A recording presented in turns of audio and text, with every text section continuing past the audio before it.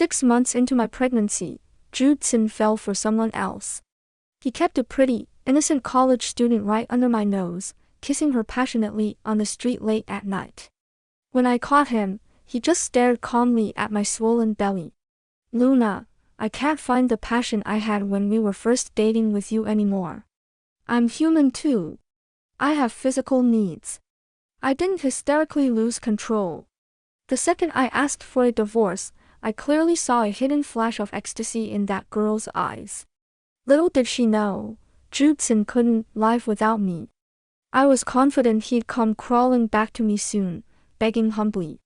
But a man who'd been dirted. I would never want him again.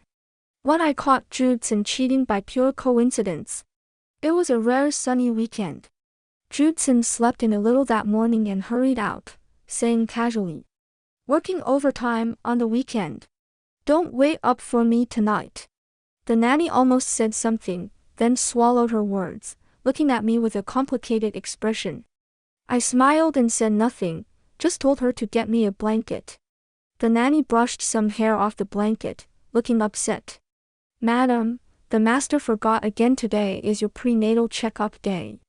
You're so far along, it's not safe without your husband." I was about to say it was okay, the private hospital service was good enough, but when my peripheral vision caught a strand of golden hair, my words changed. "How long has this blanket been since it was washed?" The nanny froze, then answered. "Master just took it out of the closet last night when it got colder." I smiled faintly and said, "I see. Your grandson is still sick. Hurry off to him." After the nanny left, I threw the blanket straight into the trash. After thinking for a moment, I called the bodyguards and told the driver to take me to the hospital. Uncle Wu, my driver, had been with my family, the Mens, 4 years. He always drove smoothly. But at a traffic light corner, a red Audi R8 suddenly shot out and almost crashed into us. Uncle Wu hit the brakes quickly, but I still jolted from the inertia. I instinctively covered my belly. Uncle Wu got out to negotiate. A young, stylish girl in luxury clothes stepped out of the other car. In the bright sun, her fashionable golden curly hair stood out. My fingers stilled. I rolled the window halfway down. The girl's coquettish voice sounded sweet as she complained to someone on the phone. "This is the worst. I just got my driver's license and already had an accident. What am I gonna do?" I didn't hear what the person on the other end said, but the girl stomped cutely. Okay, I'm sorry, I'll be late for our date. To make it up to you, I'll wear that bunny girl outfit you love tonight." Jude. My blood turned cold. I was frozen to the seat, my heart aching sharply again and again. The little clues I'd ignored suddenly all made sense. In that moment, I knew, without a doubt, Judson was cheating on me. I almost rushed out to confront him. But when I saw the red Audi, I vaguely remembered a 3 million yuan expense from Judson's account 1 month earlier. When I asked him about it, he said someone in his circle had helped him, and it was a gift for that person. I joked, "Man or woman? Why didn't you let me help you pick it out?" His face darkened. "You don't know him." The answer was clever, but full of holes. I'd known him for 10 years. I met almost everyone in his circle. Who could I possibly not know that deserved a 3 million yuan gift? But out of trust between husband and wife, I hadn't pressed him. Now I realized, he was using our joint property to keep a mistress. I wasn't that easy to fool. And Judson probably wouldn't leave obvious clues.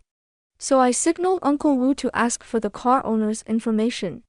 I had good reason to suspect the car was still registered under Judson's name.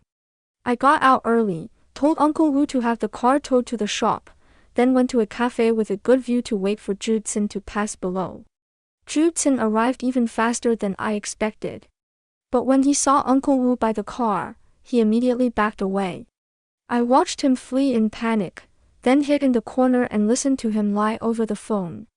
After a while, a sharply dressed man came out to handle the compensation. I recognized him at once. He was my husband's newly hired male assistant. I lost interest. I called Uncle Wu and told him not to push too hard, just settle reasonably. Son. I thought I was seeing that girl for the first time, but she weirdly felt familiar. After leaving the hospital, I told Uncle Wu to drive straight to another villa under our names. My current home was in the biggest villa district in West City. My family bought it for me long ago for its great location and feng shui. I'd barely visited since marriage because of bad memories here. I never thought it would become the place my husband hid his mistress. Staring at the house full of obvious women's things, I fell deep in thought. How could Judson be so careless as to keep her right under my nose? Or did he believe the saying that the most dangerous place is the safest? No wonder she looked familiar. We lived in the same community. The passcode hadn't been changed, so I got in easily. Seeing intimate clothes casually thrown on the wide sofa, I couldn't help imagining those nights Judson told me. He was working overtime at the company, only to be tangled with another woman. I felt sick. I touched nothing, took photos as evidence, and left quietly. I had someone look into her background. When I saw the dozens of pages of records, my heart sank. Judson had been seeing her behind my back for far longer than I thought. They met about 3 months earlier. Back then, I was horribly sick from morning sickness, and my temper was bad. Judson was a first-time father with no experience. Every night he struggled to put me to sleep. One midnight, I woke up, feeling unwell, and found Judson's heavy arm lying carelessly on my belly, almost numbing half my body. I panicked. Hormones made me terrified of losing this hard-won baby. I yelled at him fiercely. That was when Judson started sleeping in a separate room. Maybe out of loneliness and boredom, he began sneaking out for fun. At first just drinking at bars. Then one drunken night, he somehow ended up near the university district. It was Valentine's Day. Clara Jo was selling bunches of roses on the street. Like a cliché drama, Judson bought flowers from her on a whim. Beauty with flowers. But Judson stared for a long time, then put them back. Clara Jo asked, "Are the flowers not pretty enough?" Judson shook his head and smiled bitterly. "No. It's just that my wife is getting older. She's not as beautiful as you." Flattered, Clara Jo broke into a bright smile on her young, pretty face. "Life is short. Enjoy it while you can. If you're bored, why not find something new?" Just like that, Clara Jo moved into my house. I didn't know whether to laugh at Judson for being cheap or overly careful letting the girl live in his wife's house. And she didn't even care. So, Judson came back at noon the next day. I was drinking a bowl of sweet chicken porridge. He acted as usual, nuzzling me affectionately, then complaining about his stupid assistant and stressful work. The nanny served him plain porridge. I watched him eat slowly. I glanced at him and asked, "Is the porridge good? Or is the bunny girl better?" Judson's hand froze. The air turned stiff. He was smart. He knew exactly why I was confronting him. I laid out the photos I'd organized in front of him: bars, streets, restaurants, even the bedroom. Only then did Judson's expression turn nervous. Good. So Clara Jo hadn't told him anything. While they were having dinner, I'd given Judson some fake work to do, asking his secretary to call him back to the company. Then I waddled over to find Clara Jo. She was shopping at a luxury store. It was a classmate's birthday, and she was generously offering to buy any bag her friend wanted. I held down the hand that was about to swipe the black card. "Miss Jo, I have evidence to suspect you of theft." Clara Jo blushed deeply, not wanting to lose face in front of her classmates. She was about to argue, but her face changed when she saw my pregnant belly. Surprised. "The card you're using is my husband's, our marital property. I have every right to sue you." I don't want to act like a shrew and pull your hair. If you don't want to be more embarrassed later, stop now. Obviously, she didn't listen. She'd even been more provocative last night. But Judson, who should have been panicking, looked angry instead. How dare you investigate us? She's still a student. Don't hurt her. I went cold. Too lazy to speak, I just played the video on my phone.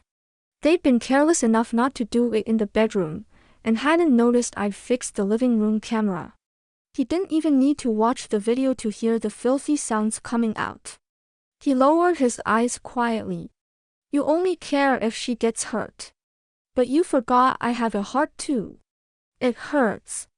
After a long while, he exhaled heavily. He looked at me with cold, indifferent eyes. Luna, I didn't really wrong you. He glanced at my swollen belly, then looked away in disgust. Luna, I can't find the passion I had when we were first dating with you anymore. I'm human too. I have physical needs. He had physical needs. So he found another woman. I don't think that's a good excuse, but it was the truth. So I asked him, aren't you looking forward to this baby? He laughed at himself and thought seriously. No, I do want you to give birth to a child that carries our blood. But I just can't stand the way you look right now. I breathed in calmly and felt the movement of life inside me. Judson. Let's get divorced. Ooh. Judson's eyebrows furrowed visibly for a second. Then he swept the porcelain bowl off the table. The sound was piercing. Shards flew everywhere. It cut open on my fair arm, bright red beads of blood welling up at once. The nanny screamed and rushed over. Sir. Madam worked so hard to get this baby. Whatever it is, wait until the child is born. She tried to clean up, but Judson's sharp glare froze her in place. I gently covered my arm. For a moment, I remembered the Judson who used to panic all night if I so much as burned myself. Back then, I'd broken off with my family and lived with the penniless Judson in a tiny rental apartment. I'd been hopelessly in love. A young lady who never lifted a finger growing up never imagined I'd cook for a man.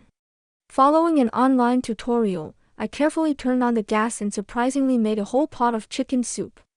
But I spilled it everywhere when carrying it out, shocking Judson just home from work. He saw my reddened fingers and hit his own head in frustration. Luna, I'm useless.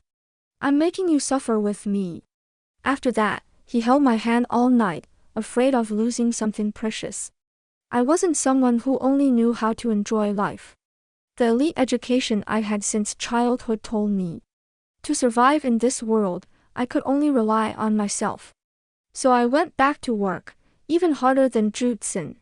Gradually, I became a decisive career woman. From then on, Judson never let me cook again. Sometimes when I came back late at night, I'd still see him in the kitchen making me a late-night snack. I once thought life could stay like this forever. Our careers were on track. We slowly made a name for ourselves in the business circle. The backbone I once bent finally stood straight again. Everything changed when I got pregnant. We had the worst fight we'd ever had. Judson thought I should quit my job and stay home to rest. But I believed the company was my life's work, my pride, no matter what.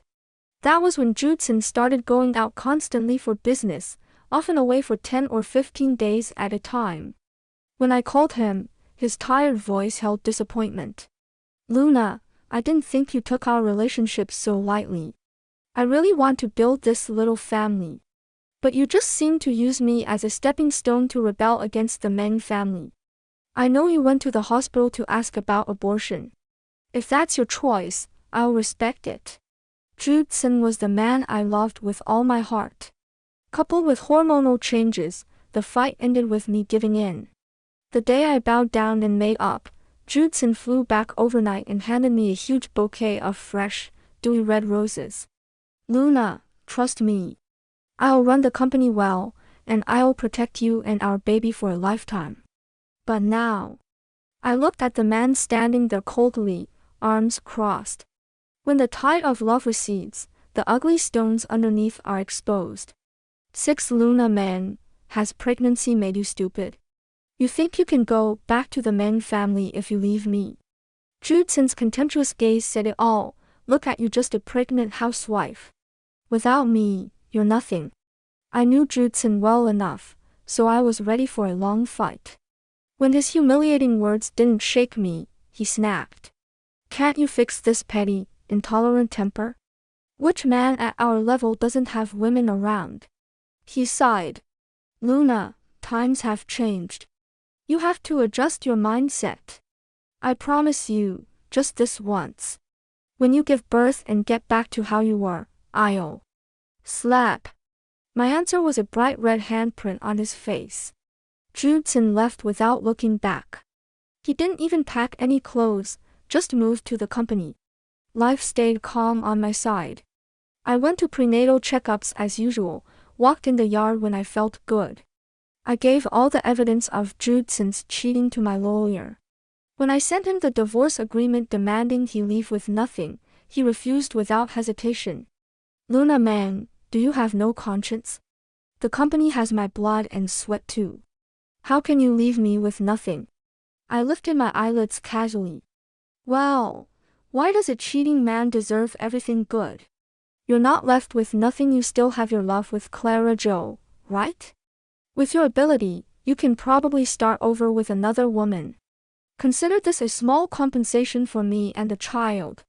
With that, I threw the printed chat records I'd prepared straight at his face. She said you're disgusted by my ugly pregnancy marks, and you love her young, beautiful body. You want me to step down soon.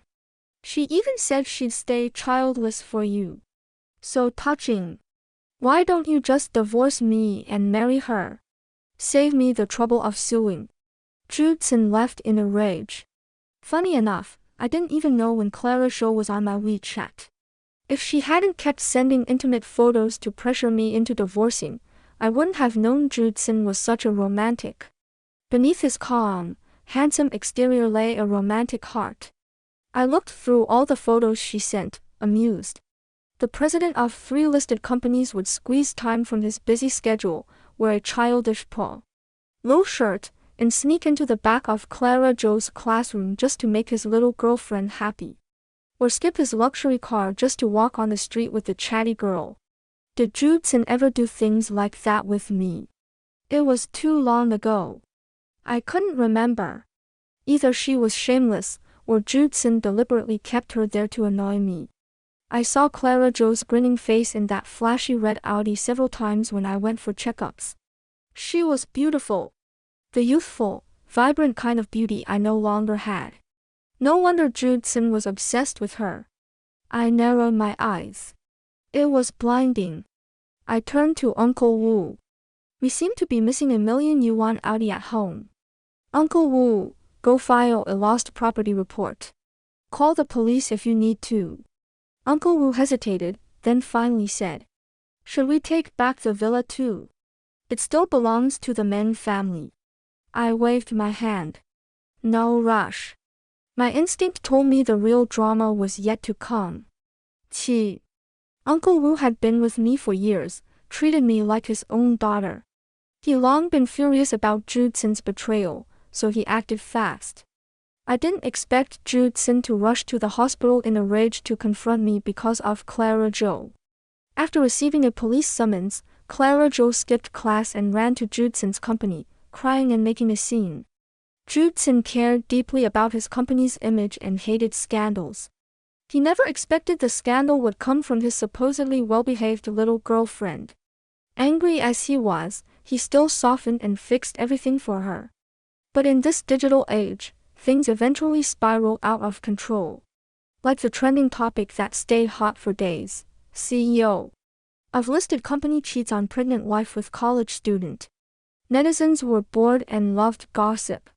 Before long, they dug up everything from Clara Jo's social accounts. Pretty innocent college student, handsome rich CEO, pregnant wife, all the ingredients for drama. People made up their own stories. Clara Jo's unapologetic selfies made everyone who knew her look at her differently. She was talked about everywhere, started skipping classes, staying indoors, and even threatened suicide. I won without lifting a finger, seemingly the biggest beneficiary. Naturally, Judson thought I was behind the whole storm. Luna man, I never knew you were so vicious. Do you know how terrible online harassment is? You're ruining Clara's future. If something happens to her, can you take responsibility? Judson's eyes were bloodshot, clearly having stayed up for nights. I slowly lifted my eyelids, put my prenatal checklist back into my bag. Then glanced at the woman hiding timidly behind him. Looking fragile and pitiful. I looked straight into her eyes, leaving her nowhere to hide. What about you? Did you not do all these things? Did I force you to post those photos exposing yourself? Did I teach you to be a mistress and ruin someone else's marriage? With every word, Clara Jo turned paler. She finally let go of Judson's shirt, her body swaying. In the silence, she seemed to make up her mind and threw herself toward the wall. Judson grabbed her just in time. He held her nervously and protectively. Clara, don't be rash. I'm here. I'll fix everything for you.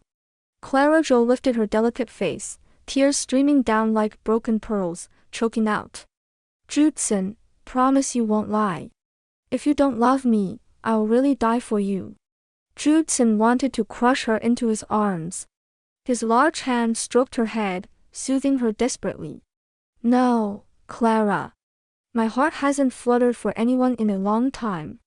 If I've chosen you, I won't let go. Clara Jo finally smiled through her tears. I watched the two of them flaunt their affection without shame. The last bit of hidden beauty in my heart crumbled. I closed my eyes for a moment and understood, crystal clear, the boy who once only had eyes for me was dead. Fortunately, I was cold-hearted and tough. Once I realized the love was gone. Pulling away wasn't hard. But love blinds you. Only when the fog lifted did I see just how cold-blooded this man was. In that split second, only Judson failed to notice. Clara had angled herself perfectly. Her move toward the wall looked like a suicide attempt, but she was actually gathering strength aiming straight for my belly. Yet he only cared about her. Even though the life inside me was his own flesh and blood. Somehow, Clara Jo grew agitated again. She bit and chewed on Judson's arm. No. It's all fake. Brother Jude, leave me alone. I'm just a hated mistress. I don't deserve your love.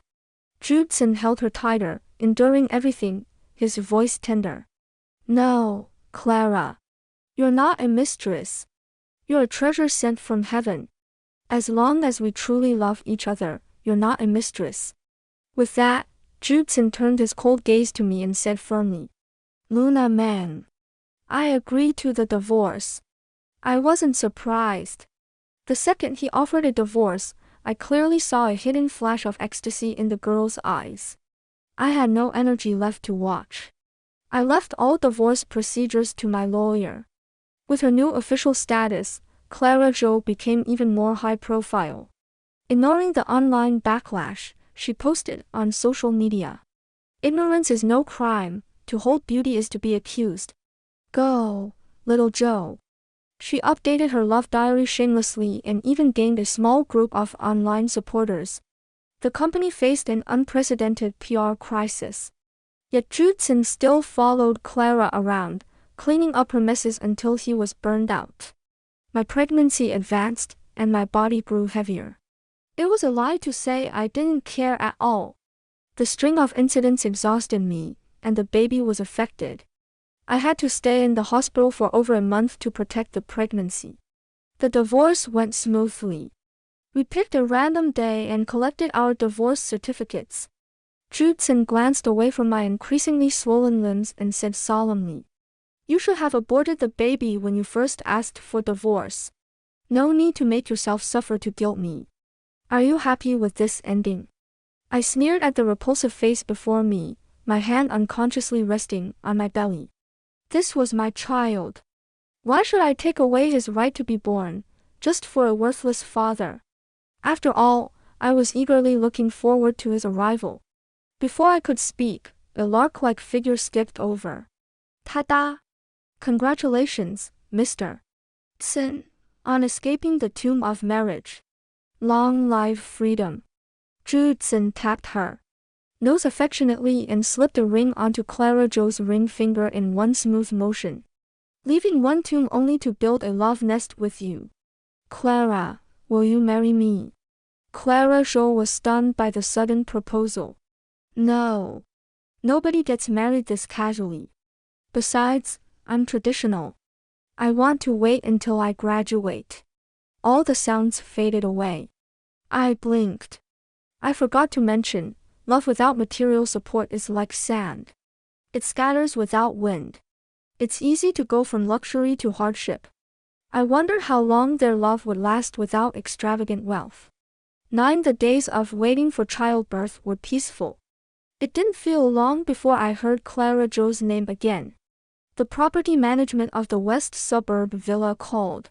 They told me the electricity and water usage at one of my properties had been abnormal, and there had been repeated noise violations during residents' resting hours. They wanted to confirm what was going on. I owned too many properties. I thought for a long time before remembering they were talking about the villa where Zhu Tsin had hidden his mistress right under my nose. I paused and told them I would come check, asking them to keep it quiet for now. After hanging up, I opened the cloud camera on my phone. The screen was filled with the laughter of men and women, extremely noisy. After the property division, Zhu Tsin had bought a large apartment near the company and moved out of the villa long ago, as far as I knew. I stared at the seductively dressed woman in the center of the frame and called Uncle Wu. After listening, Uncle Wu slapped his forehead. I told Mr. Tsin to return the villa's access cards earlier. I've been too busy and forgot. I'll handle it right away. I stopped him. I planned to pick up some things there anyway, and I wanted to see just how thick Clara Zhou's skin was. Unlike the social crowd from a few days ago, the people at the villa today looked more formal students who hadn't graduated yet. Clara, did Mr. Tsin buy this villa for you? It looks so luxurious. Clara Zhou's voice came through. Boastful, of course he did. Brother Zhu spoils me so much. He promised to give me all his assets after we marry, including this villa. A chorus of wows rose. I could picture Clara's vanity being fully fed. Clara, why didn't you tell us about this villa? The department is planning a graduation party and we can't decide on a venue. Could you do us a favor? Save us the trouble. Yeah. None of the classmates have been to a mansion. We can live vicariously through you. Ugh, you're so unworldly. Clara's gonna be a rich lady soon. What's a villa to her? By the way, Clara, what happened to that red Audi you used to drive? Haven't seen it in ages. The room went silent. I sneered. Of course that car was returned to its rightful owner. I thought it was disgusting, so I sold it cheap. It seemed Zhu Tsin hadn't told Clara that he'd given almost all his wealth to me in the divorce. The apartment he bought near the company was nice, but nowhere near as luxurious as my west suburb villa. Anyone with sense knew which was worth bragging about. Clara Zhou sounded impatient and guilty. Quit being so tacky. It's not that I'm stingy, but the department is too big and messy. Do you have any idea how much villa maintenance costs? The group was disappointed, but didn't dare complain. I walked in at the perfect moment. Clara Zhou panicked the second she recognized me. A girl close to her tugged her sleeve and whispered, Clara, who is this woman? A relative of yours? I scanned every face in the room, finally stopping at Clara's uneasy expression. I smiled and asked, Little one, didn't your mother teach you to knock before entering someone else's house? Everyone looked confused. Only Clara reacted violently. She jumped to her feet and shouted, Luna Mang, how dare you show your face here? Jude already divorced you. He doesn't love you anymore. Don't you dare use that bastard in your belly to blackmail him into coming back. Once they heard who I was, curiosity flared. Compared to Judson and Clara Jo, I was far more mysterious. Someone muttered quietly, "Clara, the ex-Mrs. Sin isn't the old hag you described. She looks elegant and dignified." The girl was glared at fiercely by Clara and fell silent. "I don't want to see you. Get out now. Leave." I breathed out softly. "This is my house. What right do you have to tell me to go?" Clara Jo stared at me in disbelief. "That's impossible. The property division gave this villa to Jude." I sat comfortably on the sofa. "Miss Jo, please get this straight. Judson left with nothing. Did he really hide this from you?" Murmurs broke out. Those who had never truly been her friends snickered. Clara's face turned red and white. She refused to give up and called Judson. He answered quickly. Listening to his evasive, stammering replies, Clara completely lost her composure. But she forced herself to hold on, staring at me with a twisted expression. "Don't try to trick me with your lies. Everything will be clear when Jude gets here." I brushed imaginary dust off my clothes and stood up. "No need for him to come. You'll see each other at the police station soon enough. As for the others, you're not as guilty as she is. Since you're so loyal, I'll only hold her responsible." 11. Because I refused to settle, Judson had no way out. Clara Jo was detained for 10 days and fined. It was right before graduation. I wrote a detailed report and submitted it to her university, accusing her of immoral private behavior. She inevitably received a major demerit, recorded in her file, leading to a 1-year graduation delay. Judson was enraged when he found out. He called and screamed at me for being petty and vengeful. I ignored it all and focused on waiting for the baby. During this time, the Meng family reached out, 主动联系了我. It was my older brother, Silas Meng, now head of the Meng group. "Luna, the family hasn't seen you in ages. Come back and visit." I hung up directly. What family? After my mother was driven to death in that west suburb villa by a mistress, and my brother betrayed her for money and power, I had no family left. Back then, Judson had been the one to pull me through my darkest hours. Now I believed I could grow old happily with my baby, even without him. The labor was extremely difficult. I endured hours before an emergency C-section, barely surviving a hemorrhage. But mother and daughter were safe. Looking at my daughter's peaceful sleeping face, the empty part of my heart was finally filled. I never expected my brother to visit me during my postpartum recovery in person. He played with the baby for a while before getting straight to the point. "You're divorced from Judson now. You should come back with the child. The Meng family will always be your support." I lifted my head stubbornly. "I don't need anyone to rely on. I can give my daughter and me a good life by myself." My brother sighed. "You're still so strong-willed and stubborn." I vaguely remembered a long time ago, my brother had said something similar. Back then, my father hadn't brought that arrogant woman home yet, and my mother hadn't fallen into depression. I, who never accepted defeat, had fought bitterly with my brother. Even my mother couldn't help but persuade us. What's there to argue about? The Meng family business will be yours someday. My mother didn't know then that my father, that heartless man, had planned to leave us nothing from the very start. After my mother passed away, that woman presided over her funeral as the official mistress of the Meng family. I struggled desperately to break free, wanting to seek justice for my mother on my own. I stormed into my father's study, only to be stopped by Silas Meng, who had been waiting in advance. I asked him in confusion, "Are you really going to help her do evil?" Silas Meng shook his head and whispered to me in a low voice, "Luna, just bear with it." Then I turned around and heard him call that woman Long. I felt betrayed by the person closest to me. I made a huge scene, got slapped by my father, and cut off all ties with my family. Silas had contacted me countless times during that period. He said, "Luna, you don't have to be so strong. Your brother can protect you." I wouldn't listen then.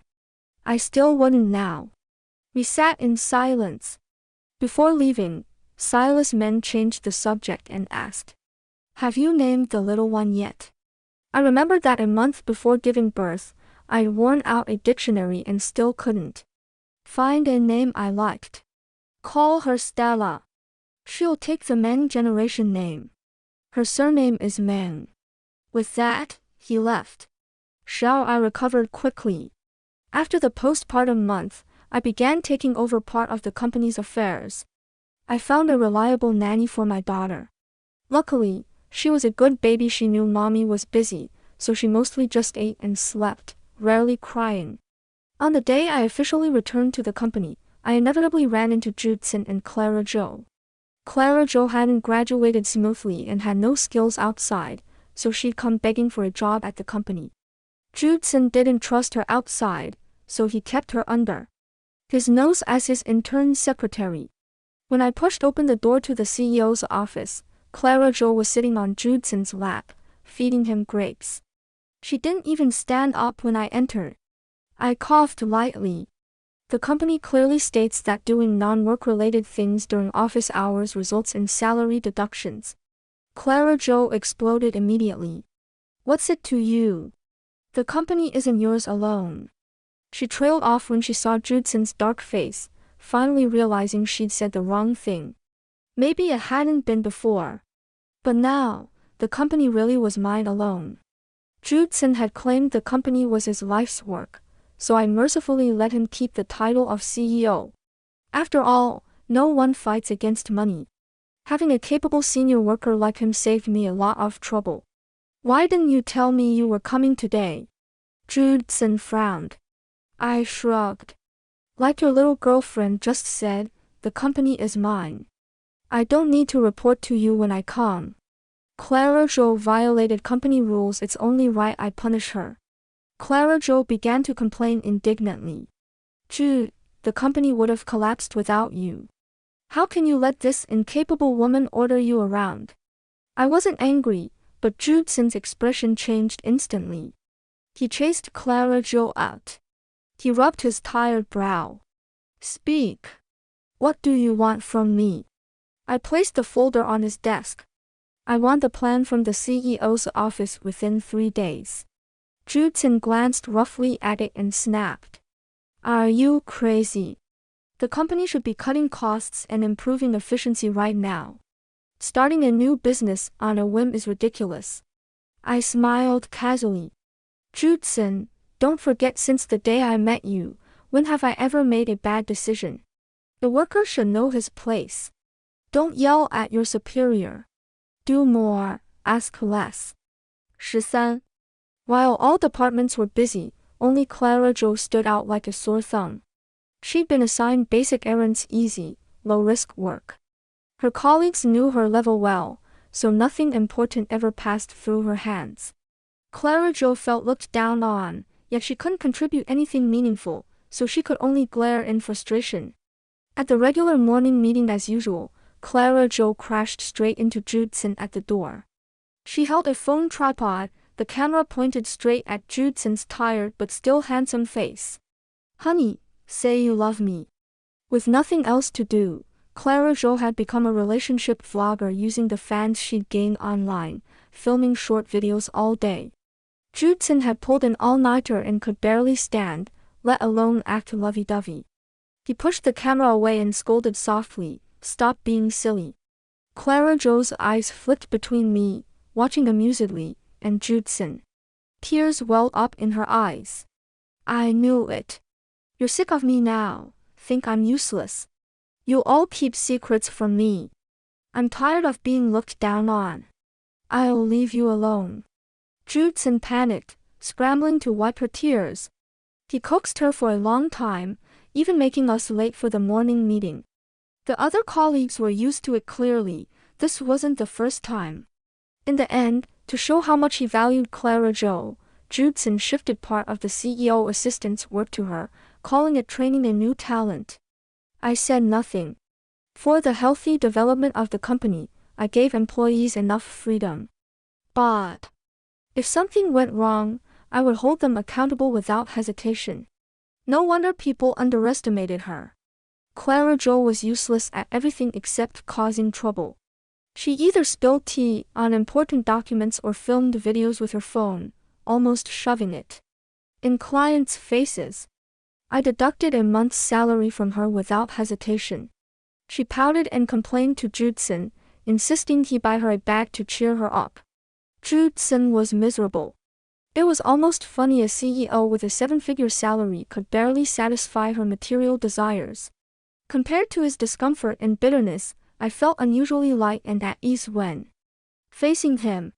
14 time passed quickly. My daughter grew day by day, and the project I'd been working on was almost ready. The project team was excited. Whether the company could secure the partnership, expand into new business, and upgrade depended on this. No one wanted mistakes at this critical stage. Every detail was checked over and over. Just when we thought everything was perfect, disaster struck. It started when Clara Jo was live streaming. An important document she was supposed to deliver appeared on camera. The urgent document had been left open on the counter in the pantry. Confidential company plans were leaked to a rival firm. My people investigated. The rival had already given up hope on the project until someone handed them the perfect opportunity. They stayed quiet, waiting to catch us off guard and steal the deal. The team was devastated. If the project fell through, their vacations, hard work, and bonuses would all be gone. I stepped in personally to encourage them, activated the backup plan, and apologized humbly to the partner. Finally, they agreed to give us another chance. Thankfully, our attitude was sincere and our preparation thorough. We won the project. After everything was done, I was exhausted and gave myself a long vacation. But I didn't forget accountability. I sued Judson and Clara Jo in court. The investigation revealed worse than I'd imagined. Clara Jo had accepted bribes from the rival in Judson's name. The document in the pantry wasn't an accident, it was deliberate. In the end, both were sentenced to 3 years for stealing commercial secrets. After the lawsuit, my brother sent me some photos. They showed 2 women meeting. The young one was Clara Jo. The older one was the very woman who had driven my mother to death. I sneered. Of course a student funded by a mistress would be rotten to the core. My brother added. Also, the rival company that tried to steal your project? She's the secret owner. She hid it well. This poisonous woman went to great lengths to destroy us. I said, then we'll see if she's capable enough. I was about to hang up when he spoke again. Luna, I fully secured my position in the Meng family now. Our legacy won't be taken by those ingrates. Will you come back with Stella? I didn't reply, but I didn't refuse either. As I grew older, I became more mature and slowly began to see things I'd refused to understand back then. My brother had endured for years. Every day, he called the woman who killed our mother Mom. I could only imagine how suffocating that was. I suddenly understood him. 15. The rival company collapsed at an astonishing speed. That woman lost all footing in the Meng family and struggled to survive. My brother acted swiftly and had her committed to a psychiatric hospital to live out her days. My long-absent father sat dementia-ridden in a wheelchair, drool soaking his shirt. Stella grew fast. She looked like me, but her personality was pure Meng, stubborn and unyielding. When she reached primary school age, she was carefree, like a little spirit. I didn't pay attention to Judson after that. If he hadn't appeared at my daughter's school gate, I would barely have recognized him. He stared at Stella's figure with obsession and said to me, even though she looks just like you, I knew she was my daughter the second I saw her. I told the driver to take Stella into the car first, never letting the father and daughter meet face to face. Do you even deserve to call her your daughter? I raised Stella well. I don't want the slightest shadow over her childhood. So in her heart, her father is an ordinary but upright man. And you're clearly not him. Don't disturb us again. Judson's eyes looked deeply hurt. After a long while, he whispered, "We can't go back, can we? I didn't stay any longer. Ahead of me were the people I loved, and those who loved me. Only when I saw the bright little girl in the dapple light did I truly understand what made life worth living. Betrayal in marriage is never accidental, indulgence only leads to worse." The heroine faced her husband's infidelity during pregnancy, yet she didn't drown in sorrow.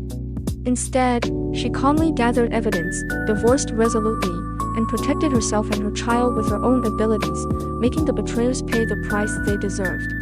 It teaches us to stay independent and sober at all times, never losing ourselves to love. Having the courage to face difficulties and the ability to stand on our own is the best strength in life. Relying blindly on others will eventually make us lose ourselves and dignity.